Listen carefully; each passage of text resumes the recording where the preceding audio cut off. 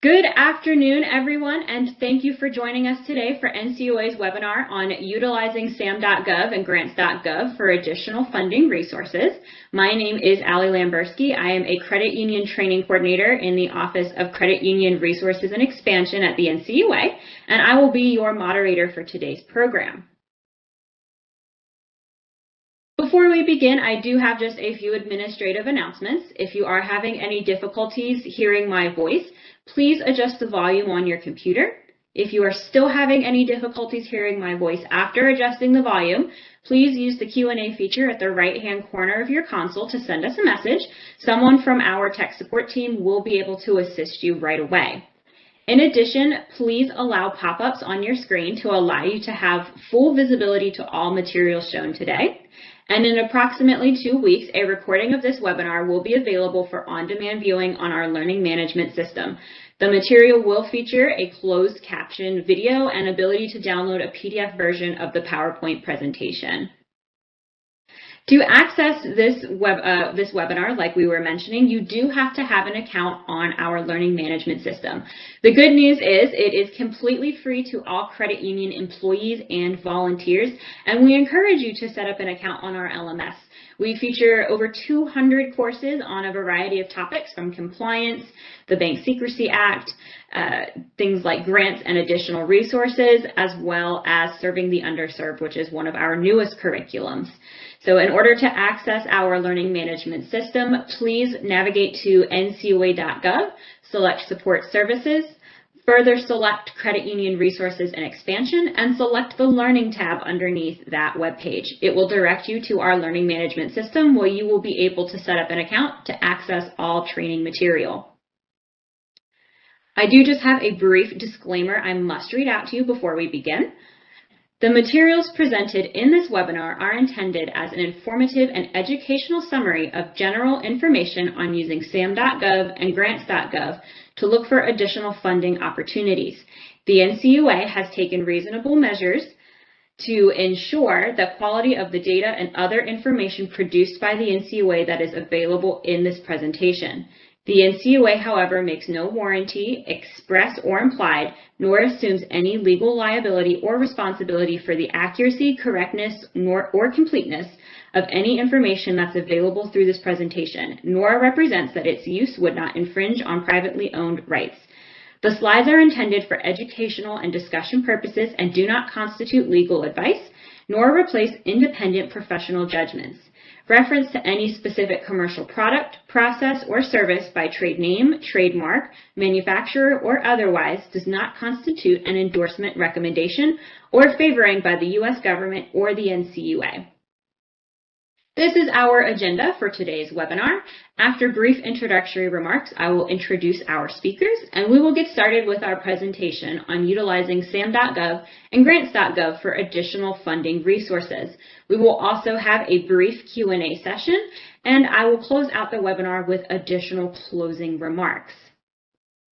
Before we get started, I do just have a brief polling question for everybody to answer, just to help us get a better idea of who is joining us on today's webinar. So my polling question for everybody today is, what asset range represents your credit union? A, 0 to 50 million, B, 51 to 250 million, C, 251 to 500 million, D, 501 to 1 billion, E, greater than 1 billion, and F, not a credit union. So please take a moment to answer our polling question so we have a good idea of who is joining us today.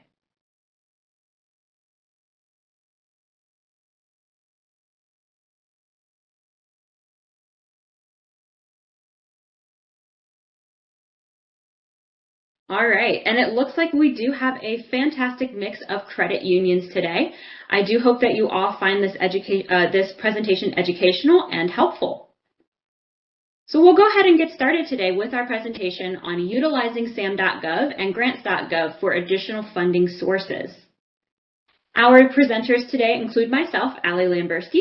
As I mentioned previously, I am a Credit Union Training Coordinator here with the Office of Credit Union Resources and Expansion, and I am joined today by my counterpart, Jimmy Curtis, who is a Grants and Loans Management Specialist, also here with the Office of Credit Union Resources and Expansion. While I will be going over the SAM.gov portion of our presentation today, Jimmy will take the lead on our grants.gov portion of today's presentation. Like I mentioned, today we'll be reviewing utilizing SAM.gov. During our SAM.gov presentation, we will be reviewing what its purpose is, as well as understanding the difference between signing up versus registration. We'll then walk you through the registration process. While I can't show you the process in real time, I will provide screenshots of what the registration process looks like.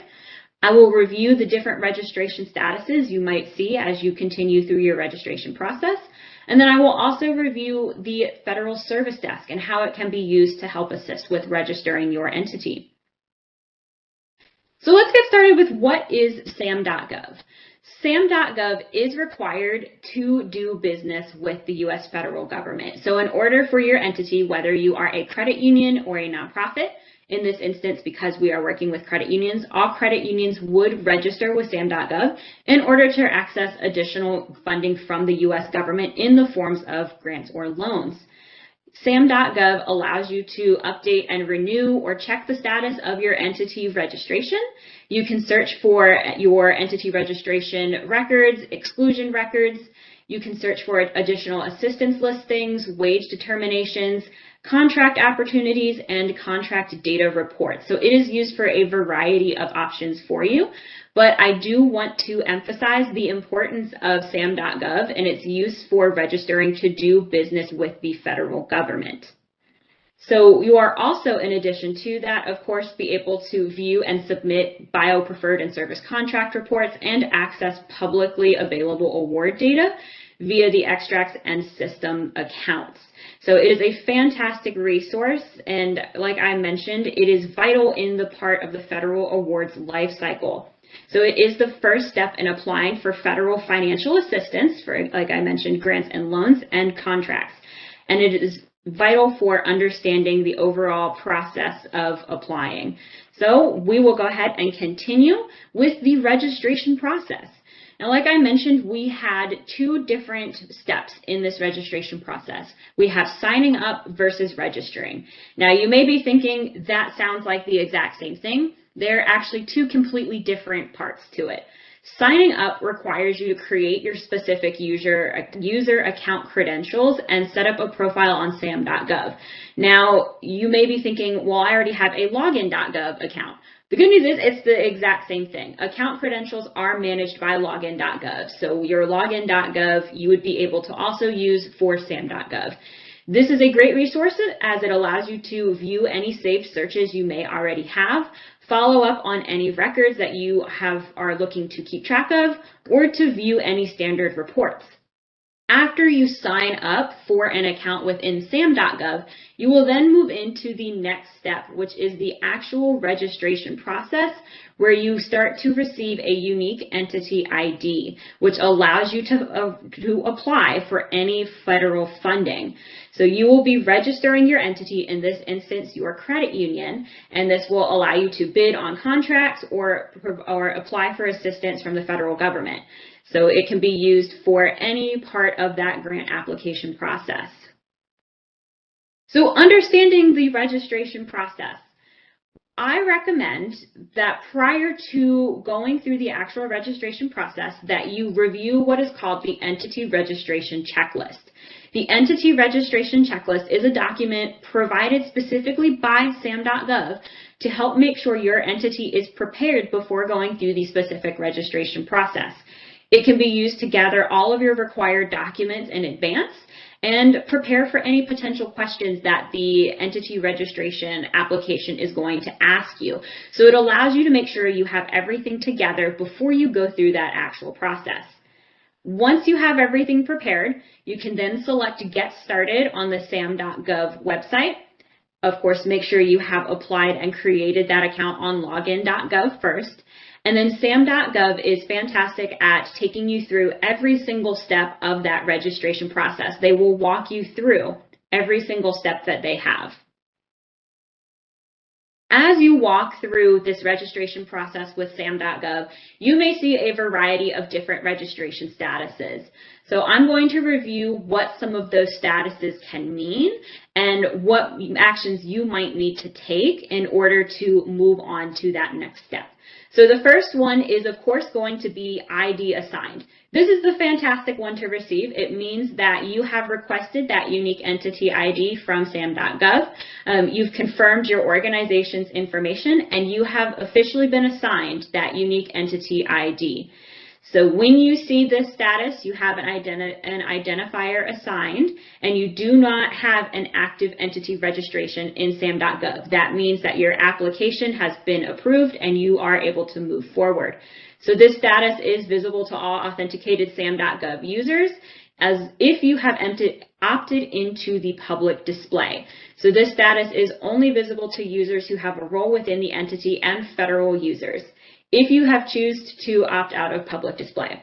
Now, to view how to register an ID assigned entity record, again, that is something that you can access with additional assistance through the Federal Service Desk.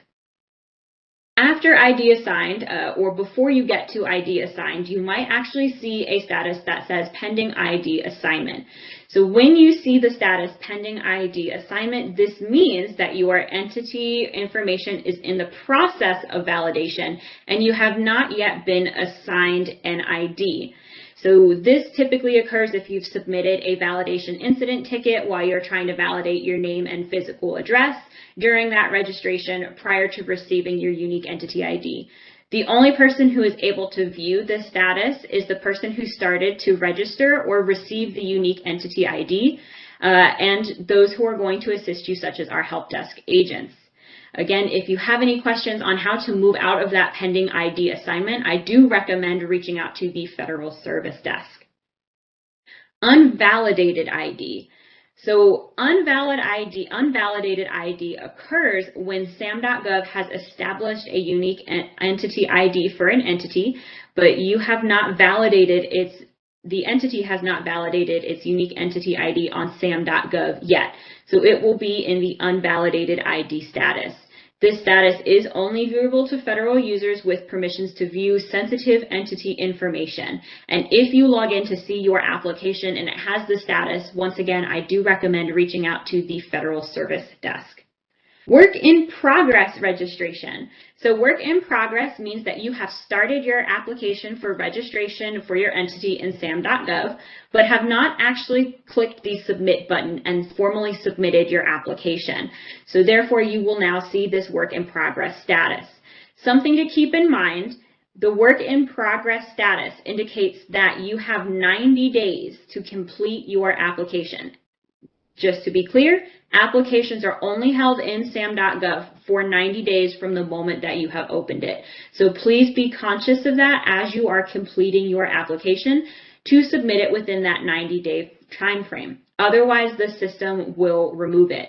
However, if you have used that entity registration checklist, this should help you with making sure that you have all of your documents ready to go so you can submit your application as accurately and as quickly as possible. Additional statuses you may see include submitted registration. If you have submitted a registration, you will see that it is pending the TIN and CAGE validation. You will have an entity record in the submitted status.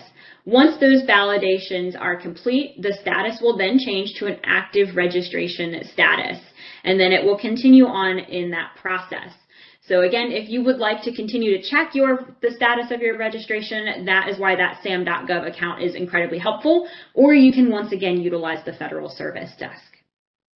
Active registration, since we were just mentioning it as part of the submitted registration, active registration is typically seen after you submit your registration for review and it passes all the required processing and validation. Your registration will now have that active registration status. Now, something to be conscious of, you must renew your registration each year to remain in the active registration status. Now, entities with an active registration that has opted into public display are searchable and viewable by authenticated users in SAM.gov. Entities with an active registration that has opted out of public display are still searchable and viewable. However, it is only by authenticated federal users and users who have a SAM.gov role with that specific entity. Inactive registration is seen if you do not take action to renew your entity registration each year. So your entity registration at that point will then expire and have the inactive registration status. Inactive registrations that have opted into public display remain searchable and viewable by authenticated users in SAM.gov. Inactive registrations that have opted out of public display are only searchable and viewable by authenticated federal users and authenticated public users with roles within the entity in SAM.gov. Last but not least, the final status that we have is deleted and deactivated. Deleted and deactivated occurs if an administrator of the entity deactivates a registration record. The record is then removed from the system. However, your unique entity identification number will remain in SAM.gov. The status of your UEI will return to ID assigned. The original registration is no longer searchable or viewable by any SAM.gov user and is not recoverable. If you want to re-register the entity, you must wait 24 hours from deactivation and start a new entity registration. Like I mentioned today, unfortunately, I was not able to do a live demonstration of how to complete an entity registration application because it does register and submit the application in real time. However, I have mentioned several times today to utilize the Federal Service Desk. The Federal Service Desk is an official U.S. government website that is designed to help with SAM.gov. And there are several resources available to you. One of them I've mentioned earlier, which was that entity registration checklist, which I highly recommend you view. Not only does the SAM.gov and Federal Service Desk provide that entity registration checklist, they also provide frequently asked questions that provide excellent information on completing your application. They allow you to chat with a live support agent. You also can submit a web form for assistance or even call for assistance. But Federal Service Desk is a fantastic resource. They also provide additional videos that will walk you through every step of the registration process, informing you of what documents to prepare, filling out each question in the application, and any additional assistance that you may need. So it is a free resource that I highly encourage you to use as you navigate through this registration process and as you continue on with your journey with federal funding. And this now brings us to the next part of our presentation, utilizing grants.gov. So I'm going to turn it over to my counterpart, Jimmy Curtis, who will walk us through the grants.gov portion. Thanks, Ali, and hello everyone, and welcome to this part of the presentation where we will provide important information about using grants.gov. First, we will discuss how to find federal grant opportunities on grants.gov before we walk through a demonstration in real time on how to find active grant opportunities.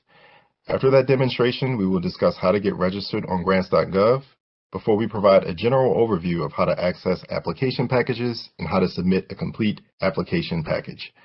At the end of the presentation, we will highlight the grants.gov support resources that are available, just in case your organization has any questions that come up while navigating grants.gov. So with that, let's get started.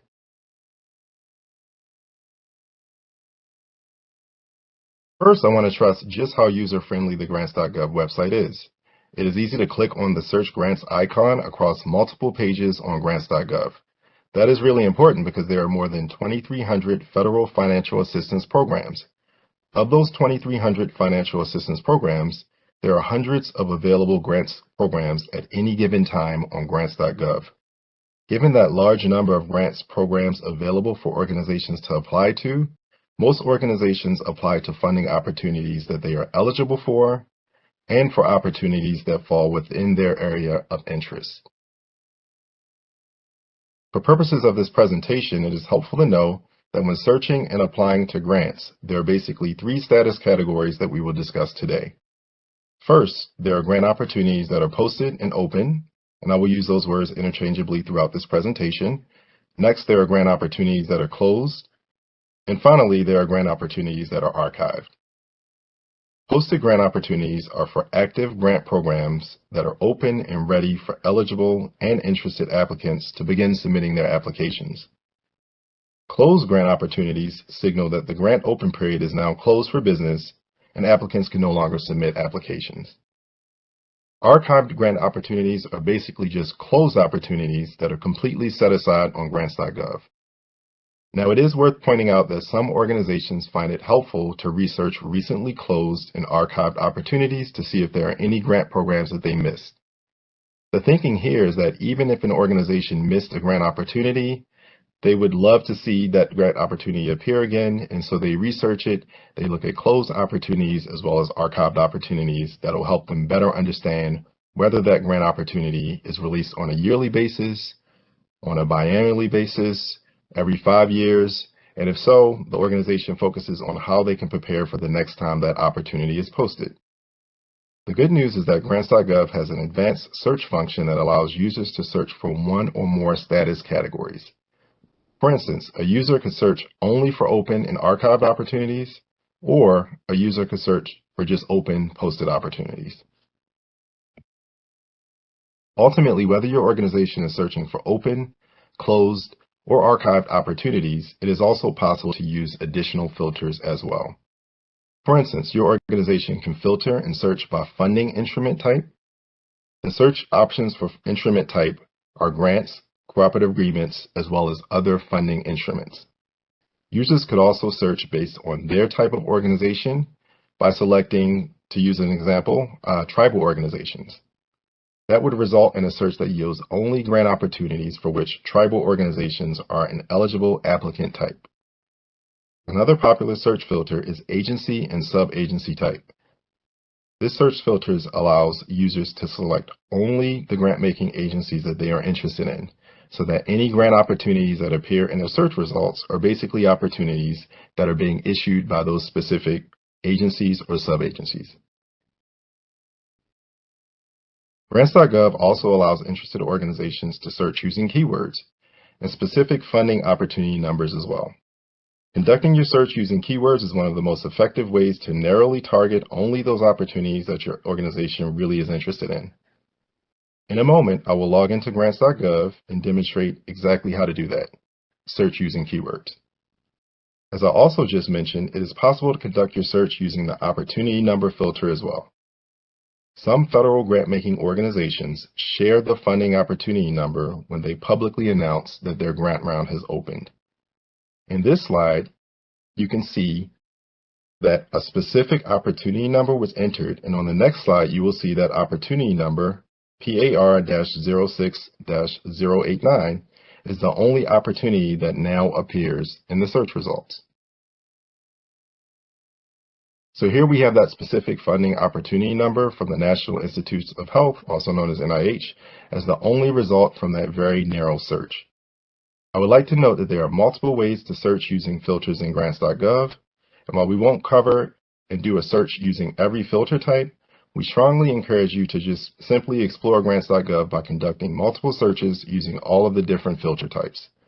That will give you a really good feel for how the search filters directly impact the type of search results that appear. Once your search results appear on the screen, you can sort them by the date they were posted, or by the agency name, or you can sort them by close date. Now that we have provided a general overview of how to search on grants.gov, let's take a moment to move from this part of the presentation to explore grants.gov in real time. So now we are on the grants.gov website, and as I mentioned previously in the presentation, across every aspect of the grants.gov website, you have the ability to search for grants. So right here at the top, in the top ribbon, you would click on Search Grants. We're going to do 3 searches today. We're going to do a keyword search for credit union, a keyword search for minority depository institutions, and a keyword search for community development financial institutions. This will allow you to sort of see exactly what types of results come up. And then once you do see the results, you can actually, I'll click on them so you could see exactly what type of information is available and what information I really want to highlight that you want to pay attention to. So we'll start with credit union. And it's really important to make sure that when you are searching for using the keyword filter that you have double quotation marks around the term that you want to use as your keyword search. So here I'm using credit union. As I mentioned before, as we scroll down the page on the left-hand side, we have the different statuses. We also have the different funding instrument types, as we mentioned before, grants, cooperative agreements, other types of funding instruments. On the left-hand side, we also have different types of eligibility. One of the things that you'll notice is as we scroll down and looked at the different eligibility types, there's not a specific eligibility type that says credit union.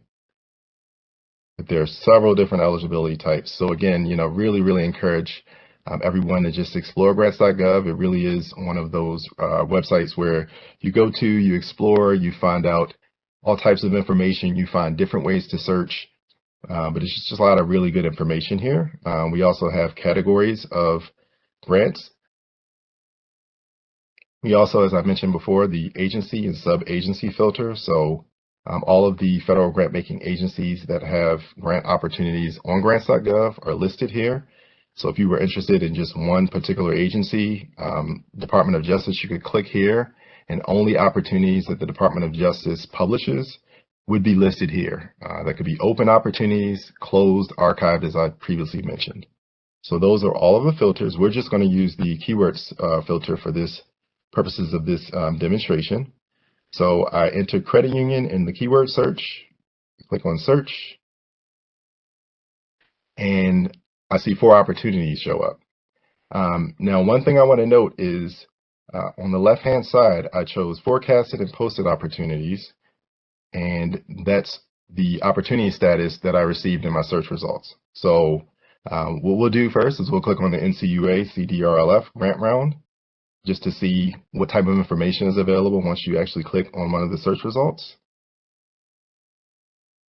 And so here we have our synopsis with all of this general information. This is probably just the bottom line up front, a lot of really good information that gives you dates and amounts and really good information that you want to be aware of. So we'll start from the top. As I mentioned before, here's the funding opportunity number. In the synopsis, there's a listing of how many expected number of awards there are. We have a CFDA, also known as assistance listing number. Really important here to know what the closing date for applications is. And this is the same information, same type of information that's in every single one of the posted grants.gov opportunities. So it's good to know when the actual opportunity closes. It's also really good to know what the total program funding amount is. Here's like 3.4 million. And it's really important to know if there's an award floor and if there's also an award ceiling, like what the maximum amount of an award, one individual award could be under this particular grant program. So now that we have that information, we would also then just scroll down to see, well, what types of applicants are eligible for this particular grant program. And what you'll notice is for a lot of the opportunities on grants.gov, it'll say others, or it'll say please see information in the notice of funding opportunity. Whatever information you see here, if it directs you to your notice of funding opportunity, and I'm going to go there very shortly, you want to make sure that you go to the notice of funding opportunity to establish right up front whether or not your organization is eligible for this particular grant program. But as you scroll down even further, it lists a very high-level description of what the actual grant opportunity is about. It tells you that the grant round opens on May the 1st. There's a link here to additional information. So for a lot of our grant opportunities across multiple federal grant-making agencies, you'll notice that there's a link where you can click and you'll get access to either the grants page associated with that grant program or some other resource that just provides more relevant information that helps you make a decision as to whether or not your organization is eligible and whether or not your organization is also interested. And then last, all the way at the bottom, really good information to know as users are pulling together their application materials is who can I contact if I have a question about this particular grant opportunity. Now this is different from the contact information if you're having issues uploading documents or accessing the grants.gov website. This grantor contact information is usually going to get you directly to the person in that grant making organization that can answer questions you have that are specifically about the grant opportunity itself. So we'll scroll back up. The next really important tab here is going to be your related documents tab. And so here what you'll notice is, as you click on this right here, is the notice of funding opportunity is right here as a PDF. So this is the document that you would actually access. You would download it. Really strongly encourage users to make sure that they review the entire notice of funding opportunity for all the really important information, and especially around eligibility, as I already mentioned. But this is also where you'll see different iterations of the NOFO. So if there happens to be an amendment that was issued that clarifies that maybe the closing date has been pushed out further, or it might clarify some additional information in the NOFO, it's really important to make sure that you monitor this. And I'll talk a little bit later in the presentation about how you can receive automatic notifications if there are any changes to an actual grant opportunity that you are interested in. But for right now, if we're just searching and exploring grants.gov, this is kind of the universe of information you want to have access to. You'd want to know, where's the notice of funding opportunity? How can I download it so I can review it and see if this is something I'm interested in as an organization? All right, so we'll go back up. As I mentioned before, the search grants is on every screen, which makes it really convenient. And if we search for credit unions, the next search that we'll do is for minority depository institutions.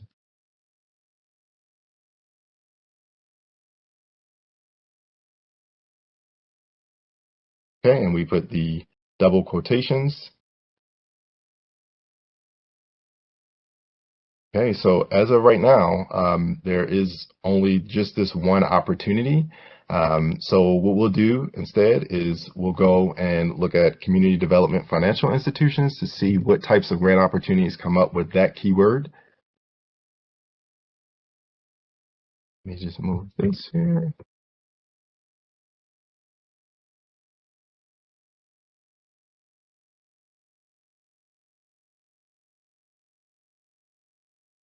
Okay, so we have this here. All right, so we have multiple grant opportunities here. So what we'll do is we'll randomly select one. In this case, we'll select this opportunity from Housing and Urban Development, also known as HUD. We'll open the link in a new tab so that we can always come back to our search results. So here, I would take the same approach. If I'm interested in just exploring grants.gov to understand what types of opportunities are out there for my organization, I would click on this Department of Housing and Urban Development opportunity. I'd start with the synopsis. I'd want to see what the closing date is. I'd want to see what the total program funding is. Here's $225 million. The award ceiling, the award floor are both listed here. It tells you the category of funding activity. Expected number of awards, 25. And as I scroll down, here's an example of a grant opportunity where the list of eligible applicants is right here in grants.gov. Now, one thing I'll say as well is, although this list is here, it may not be exhaustive. You may actually I would still encourage any interested organizations to still download the notice of funding opportunity, just to make sure, like it says right here, see additional information for eligibility, but you just want to make sure that your organization is indeed eligible. You want to avoid a situation where you begin an application, you begin preparing the materials, pulling everything together, and then later on you review the NOFO in a little bit more detail, only to find out that your organization isn't 100% eligible, because obviously we wouldn't want anyone to spend time like that and waste time like that. So as we scroll down, we see all the different eligible applicant categories here. There's additional information here where the grant-making organization, grant-making agency goes into a little bit more detail about exactly what type of nonprofits are eligible. And just more good information here that's probably also in the notice of funding opportunity. You have your high-level description here. This is where, again, interested parties would come and look and see exactly what this particular grant program is all about, just to get an idea, like, is this something that our organization is ready to or interested in applying to before you would even download the notice of funding opportunity. So there's a lot of information here, but that's good because it kind of lets you understand what the whole universe of types of activities that this particular grant program encompasses. But what I'm looking for here as I scroll down is for that link to any additional information. So here, there's a link here to a specific website, Housing Urban Development Program Offices for this particular grant program that has even more information than what's in this grants.gov opportunity. And then here, the contact person that I would make sure I jot down their information just in case as I'm, reviewing materials, trying to determine, like, I think my organization is eligible, but I'm not 100% sure. This is the individual that you would contact if that's what it says to do in the NOFO, Notice of Funding Opportunity. So here I've reviewed all this information. Now I want to go to my related documents, which is where I know that the full announcement will be for the Notice of Funding Opportunity.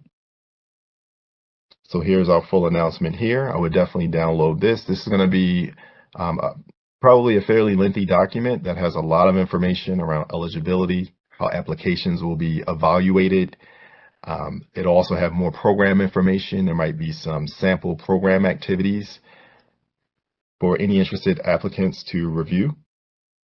And then, as I mentioned before, when we were looking at the CDRLF notice, here there actually have been, let me click on this here. You'll see that there's a revised full announcement, meaning that there was an initial Notice of Funding Opportunity or full announcement, and then there was some revision that was completed. So we'd want to make sure we have the revised iteration of the full announcement. So you'd want to download that as well. Sometimes those revisions will just point to specific sections of the original full announcement and say, we're changing these sections. Sometimes it's a brand new full announcement and areas that were changed will be highlighted. But either way, you want to make sure you have all that information so that you're making sure that you're applying using the most current and recent updates that you have available to you. Okay, so with that, just wanted to highlight those things. Really important to make sure that you, like I said, real big level, big ticket items here to make sure that you're able to look on the synopsis and get all of the really high level information to see if your organization is interested. Scroll down, review all the information on eligibility. Make sure that you review all of the high level description information as well. You have access at the bottom to additional information in that link. And then obviously the point of contact if you have questions about this specific grant opportunity. And I just showed you all what the Notice of Funding Opportunity looks like, or the full announcement. I will note too that different federal grant making agencies call the Notice of Funding Opportunity or the full announcement, they're different terms, but basically the idea is that that's your main document that has all the information about your funding opportunity or the grant opportunity you're thinking about applying to. All right, so with that, I'll go ahead and turn back over into the presentation. Okay, so after searching and finding all of those different grant opportunities, one thing I would like to emphasize again is the fact that an opportunity, if it contains a keyword like credit unions, that does not 100% mean that the specific opportunity allows credit unions to be eligible applicants. In some instances, there are grant opportunities that were created for consortiums to apply, and those consortiums are expected to include credit unions or lending institutions. There might also be situations where the grant-making agency wants a lead recipient that is an international nonprofit or an institution of higher education who then has a credit union or lending institution as a sub-recipient. Ultimately, it's a good start for your organization to explore grants.gov, then review and analyze all of the grant opportunities that appear in the search results to determine if your organization is eligible and interested. So after exploring grants.gov to see all the different grant opportunities, the next step would be to get registered in grants.gov. Ali covered the process of getting registered in SAM.gov and obtaining the UEI for your organization. And I want to note that that step obviously is required to get registered on grants.gov. You would also need to make sure you have an account with login.gov. And then all the steps that I'm highlighting today are at a very high level, but please note there are more detailed registration guides on grants.gov website, and there are also short, informative registration videos on the grants.gov YouTube channel. The grants.gov account you create for your organization will be tied to the same email address used in SAM.gov for your organization's electronic business point of contact, also known as the eBiz point of contact. While I won't walk through each step in this slide, I do want to highlight that the eBiz point of contact is basically an individual designated by your organization as the point person for grants.gov, and that eBiz point of contact can then delegate administrative roles to other users within your organization. We fully understand that there are a lot of steps involved with getting registered, but as I mentioned before, please take advantage of the excellent resources that grants.gov has developed, including the Introduction to Grants video series on YouTube that covers the entire process from getting registered to finding funding opportunities to applying. Finally, please note that there is no fee for registering on grants.gov, and it can take anywhere from 7 to 10 business days to fully complete the registration process required for most funding opportunities. After your organization has a grants.gov account, you can receive notifications about funding opportunities by using some of the filters that I mentioned earlier in the presentation. Users can create a saved search, also referred to as a subscription, that sends daily emails of any NCUA opportunities or any NIH opportunities or any HUD opportunities, just to use as an example. Users could also set up a saved search subscription that would send daily updates with new posted opportunities from all of the federal grant-making agencies who previously posted opportunities that your organization is interested in. Grants.gov also allows you to receive notifications when changes are made to specific opportunities. So for instance, as I mentioned before, if the close date for an opportunity is extended, or if there are frequently asked questions that are posted for an opportunity that answers questions from interested applicants, there's a way to receive notifications for that. It's really important to make sure that your organization would be aware of that, so that your organization would know immediately when and if a funding opportunity's deadline was extended, or if an amendment that clarifies information in the original posting, if that's been posted. You want to know that as soon as possible. Grants.gov also offers alert subscriptions and newsletters. The alerts provide advance notice of system enhancements and training resources.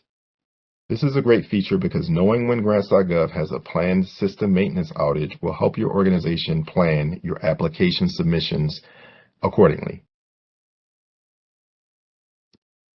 So before we cover how to apply to grant opportunities using grants.gov, I also wanted to note that almost all grant opportunities are posted in grants.gov, but not all of those opportunities require that the applications in response to those opportunities be submitted directly through the grants.gov platform. Some grant opportunities, like the CDRLF grant opportunity, have separate websites through which grant opportunities require that applications be submitted. I want to put in a quick plug here for the 2024 CDRLF Grant Round webinar, where we walk through the grant application website and how to submit a 2024 CDRLF grant application. So for those grant opportunities that do require applicants to submit their application through grants.gov, the process is seamless. And after registered organizations have conducted a thorough review of the grants.gov posting, as well as a very detailed review of the notice of funding opportunity or for announcement, they can complete and submit their application using their workspace feature within grants.gov. Because NCUA is a federal grant-making agency and not an interested grant-seeking applicant organization, the slides that follow will provide very high-level instructions on how to apply for grants using grants.gov. First, interested applicant organizations have to download or access the application package from the Grant Opportunity Package section. The application package is basically a set of documents the applicant has to complete and submit, in addition to any other narratives or documents requested in the Notice of Funding Opportunity. So I just want to take a moment here to make sure that I highlight that although there's a grant application package, a lot of times in the Notice of Funding Opportunity, there will be documents that are required as part of that particular application. And those are documents that the user organization, the applicant organization, has to create and submit as a part of their application. Failure to do that could lead to the grant application being deemed non-responsive. So again, just want to really emphasize how important it is to make sure that that detailed review of the Notice of Funding Opportunity takes place. Some Notice of Funding Opportunities have checklists that list all the documents that are mandatory versus documents that are optional. But it's just really important that when spending that amount of time and effort to pull an application together, that every single document that's required, whether it be in the application package, whether it's a user-generated document, that all of those are included as part of the application package.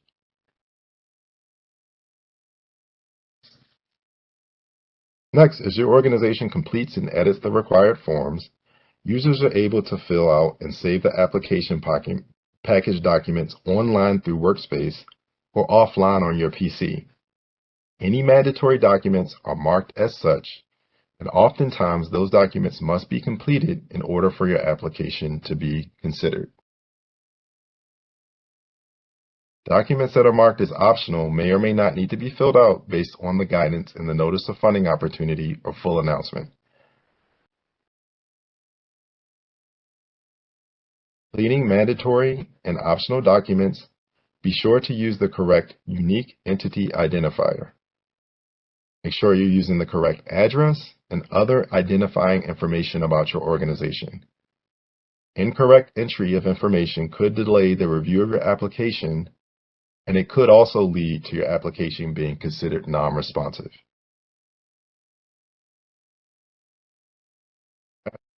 If you have double-checked to ensure that your application is complete and accurate, your application is now ready to be submitted. You also need to make sure that your organization's SAM.gov registration is active, and then you will be ready to submit your application from Workspace. In terms of the SAM.gov registration, making sure that's active, it's important to make sure that that registration is active the entire time that your application is under consideration. So making sure it's active at time of application is important, but it's also important to make sure that up until decisions are made about who actually wins a grant in a particular grant competition, you want to make sure that your organization's SAM.gov registration remains active that entire time. It's also important to keep the submitted application confirmation that you receive that has the date and timestamp for record-keeping purposes. This confirmation will also be useful if there are any transmission issues that you have to work through with the federal grant-making agency that's responsible for the grant opportunity in grants.gov. As noted on this slide, after your application is submitted, you should also receive notification that your application was successfully downloaded by the federal agency responsible. You might also receive an agency-specific tracking number, but only if the federal agency assigns agency-specific tracking numbers. If your application was not submitted successfully, you will receive a notification with the reason the application did not go through. Typically, applications that can't be successfully submitted through grants.gov are the result of a couple of different issues. First, applications can't be submitted if there's a mismatch between the unique entity identifier, the UEI, that's listed in the grants.gov profile for that organization versus the unique entity identifier that was submitted as part of one of the application forms. Another reason for unsuccessful submission is that some application files uploaded may actually have a virus that was detected during grants.gov internal virus scan. Another common issue that I mentioned earlier is inactive SAM.gov registrations. So organizations that have an inactive SAM.gov registration cannot actually submit an application through SAM.gov. In order to avoid any of these issues that will prevent your organization from submitting their application, we strongly encourage users to avoid waiting until the opportunity close date to try to submit their application. The earlier your organization can attempt to submit the application, the better. This allows for enough time to troubleshoot and resolve any issues. And again, just another reminder, if there's a grants.gov issue with the grants.gov platform or system, you would reach out to the contact information I'm about to share on the next slide. If there's a question about a particular grant opportunity and a grant program, or if the Notice of Funding Opportunity lists a point of contact that you need to reach out to about eligibility for that grant program, about whether a document is mandatory, whether it's optional, whether a document receives points if you submit it versus not submitting it, those would be questions that you would reach out to the agency grantor contact, which I showed during the demonstration is all the way at the bottom of the synopsis page. In terms of troubleshooting issues, grants.gov does have a help contact center. The phone number is on this slide, and I want to take this time again to mention the excellent support resources available on grants.gov. Grants.gov has an extensive user guide with step-by-step instructions for how to complete many different tasks. There's also a grants chatbot that directs you to resources based on the issue you type in the message box. There's also a frequently asked questions knowledge base with questions and answers from other users for almost any issue that you might encounter. And last but not least, there is a function that allows users to create help desk tickets that will be researched and responded to by grants.gov experts. As I mentioned before, that help desk support number on this page is available 24 hours a day and 7 days a week, excluding federal holidays. So as you can see, there are many resources available to assist users with any issues they encounter while working in grants.gov. Thank you for your time today, and now we will open this discussion up for any questions you might have, with the understanding that specific grants.gov or sam.gov account issues have to be handled directly by the respective help desks and contact centers. Great. Thank you very, very much, Jimmy. And I apologize to everyone for the technical difficulties that we experienced when this webinar is loaded up on the LMS that Ali mentioned earlier. It should be complete. We will work out whatever issues and whatever parts that were missed. And thank you so much, Jimmy, for stepping in and helping us wrap this up, because we were running out of time. So I want to thank Ali and Jimmy one more time. I want to thank everyone for staying on the webinar with us and apologize again for the technical difficulties. But we do have a few minutes for Q&A. So if you haven't already submitted a question, please do so now through the Q&A chat. And we did have some that came up already. And the first one, if I'm not mistaken, was about the sam.gov portion of the presentation. I do want to provide a disclaimer. We are not sam.gov experts and cannot answer questions related to that system. Ali's presentation was only for educational and informational purposes.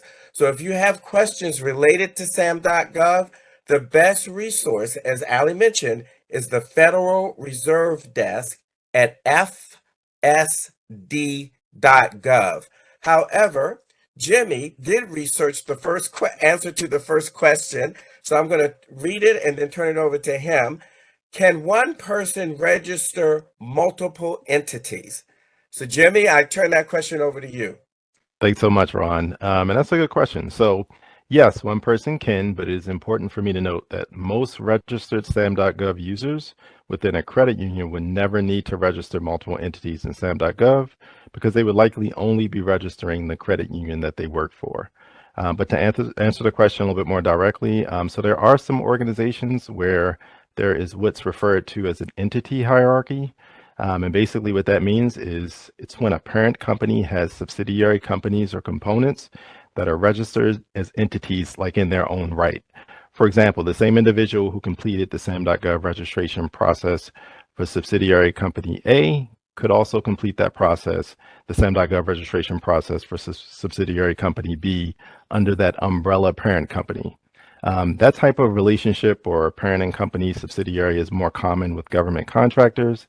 So as I mentioned before, there's probably won't be too many instances where an individual who registers their credit union on sam.gov needs to register additional entities. Back over to you, Ron. Great. Thank you very much, Jimmy, for that answer. Our next question is, are there any grant opportunities made available for credit unions that are neither CDFI nor low income designated? Sure. So yes, I have actually found some on grants.gov that fall into that category. And this gets back to some of the previous points that I made when I was doing the demo. Strongly recommend that just encourage everyone to explore grants.gov. So using multiple different types of keyword searches. So very broad search terms like lending, you would put that in double quotation marks in the keyword search area and search for that. Search for credit union, consortium, minority depository institutions, financial institutions.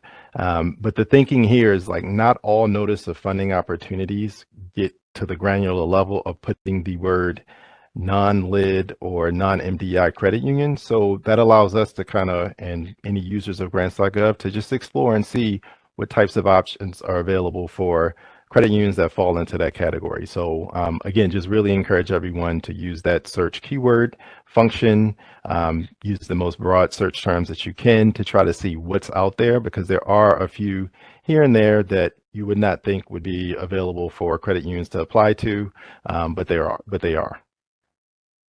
Thank you very much, Jimmy. And our last question for our webinar is, and this is, I think, related to the demo that you did, because I noticed the little chat bot. And the question is there a similar chat bot for the CDRLF application website? I've submitted a help ticket for a technical issue, but haven't heard back. Sure. So no, there's not a similar chatbot to what's on grants.gov. However, if you're experiencing issues as your organization is preparing to submit your CDRLF application, please also feel free to contact us at the Cure Apps email address that's listed in the NOFO. That's also listed in the application guidelines, so that we can try to help assist with whatever issue you might be experiencing. But no, to answer your question, there is no sort of built-in chatbot like the one on grants.gov, but definitely also encourage everyone to use that one on grants.gov. It's a really excellent one. Very good. Thank you, Jimmy. And that's all the time we have for our webinar today. I want to thank our speakers, Ali Lamberski and Jimmy Curtis, one more time for their excellent, informative, and very helpful presentations, and Jimmy for answering our questions related to the CDRL, to grants.gov rather, and all of you for staying on and for your questions. Please get ready with your QR code and ready to take screenshots, because I'm going to share some information I'm sure you're going to be excited to hear about. So first up is our next webinar, and it is What is an MDI on June 5th. And also we have MDIs, A History of Service to Their Communities on June 18th. So please look for that information on ncua.gov, our events page, and I'm sure we'll be sending out notices to remind everyone as well. Also, we have our MDI Awareness Month coming up in June. Those two webinars are related to that. So get ready to hear more about that. We really want to celebrate and recognize the great work that minority depository institutions do for the credit union community and their members. Also, the 2024 CDRLF grants are May, that open opportunity is from May 1 to July 1st. So you still have time. Don't forget. And then next, I think my screen went ahead by mistake, but that's okay. That's the right slide. So also there is a DEI Summit coming up in July at the Hilton, Minneapolis. There's all of these links that you see are on ncua.gov if you look at our events page. So please look for that and think about attending. And then next, and this is where I said, get your QR reader ready to go. As Ali mentioned, we have a learning management system that is available to credit union volunteers and employees. As many as you have in your organization can have their own individual account, which we recommend that you do. And it is very mobile friendly. So you can, reach it from our website, as Ali mentioned, but you can also, use this QR code to, either set up an account or sign in, and all of the training is mobile friendly. And as many resources as you can tell from this slide are available at no charge to credit unions. Finally, this is our contact information for chartering, field of membership, and any other inquiries related to consumer access, and then also the phone number. And then finally, for resources, here is our contact for the CDFI certification for grants and loans, for learning related to the learning management system and other training that we provide, and any other inquiries you might have that you feel the Office of Credit Union Resources and Expansion might be able to help you with. So with that being said, I want to thank everyone again for your time. That ends our webinar. Have a wonderful day.